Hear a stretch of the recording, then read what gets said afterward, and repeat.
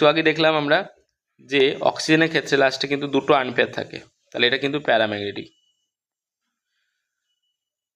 ঠিক আছে, N2 প্লাসের ক্ষেত্রে যদি দেখো, তাহলে N2 ক্ষেত্রে কি করবো আমরা, N2 হচ্ছে 7 + 7 14, তার থেকে এক বাদ যাচ্ছে, পজিটিভ আছে বলে, তাহলে হচ্ছে 13 ইলেকট্রন। তো 13 ইলেকট্রন কখনোই পেয়ার আপ হবে না, তাহলে এটাও কিন্তু প্যারাম্যাগনেটিক।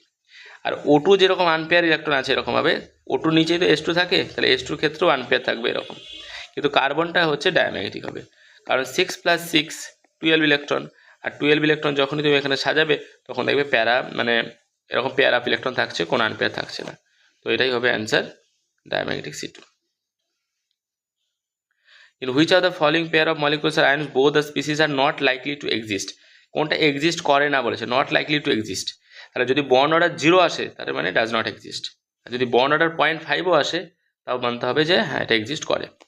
তাহলে সেক্ষেত্রে কি করব, H2+, তাহলে H2+ মানে কি, দুটো হাইড্রোজেন মানে হচ্ছে দুটো ইলেকট্রন, তার থেকে এক বাদ গিয়েছে, তাহলে তার থেকে যদি এক বাদ দিয়ে দাও তাহলে কত হবে, -1। তার মানে টোটাল ইলেকট্রন কত এখানে, একটা ইলেকট্রন।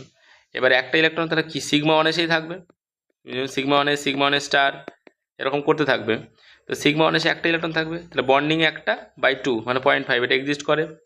হিলিয়াম 2 তার মানে হিলিয়ামে 2 2 4, 4 2 6, তাহলে 6টা ইলেকট্রন যখন করবে, তাহলে সাজাও 6টা ইলেকট্রন কি করে সাজাবো, σ1 এসে কত, দুটো, তারপরে সিগমা স্টারে দুটো, তারপরে σ2 এসে দুটো, কারণ এখানে হিলিয়াম 2 বলেছে, তাই হিলিয়াম দুটো হিলিয়ামে তো 4 আর 2-এ 6টা ইলেকট্রন টোটাল, তাহলে এই দুটো তো ক্যান্সেল হয়ে যাবে, কিন্তু বন্ডিংয়ে কটা থাকছে, তাহলে এটা বা একবারও করে দেখতে পারো, বন্ডিংয়ে টোটাল হচ্ছে 2 2 4 মাইনাস অ্যান্টিবন্ডিংয়ে কত 2/2, তার মানে হচ্ছে 1 থাকছে, তাহলে এটাও কিন্তু এক্সিস্ট করে, তাহলে এটাও এক্সিস্ট করছে, এটাও এক্সিস্ট করছে, তাহলে কোনটা করবে না, আমরা দেখতেই পাচ্ছি যে হিলিয়াম 2 কখন এক্সিস্ট করবে না, কারণ হিলিয়াম 2 মানে 2 2 4, তাহলে 4 যদি হয় তাহলে 2 - 2/2, অতএব এটা 0 আসবে।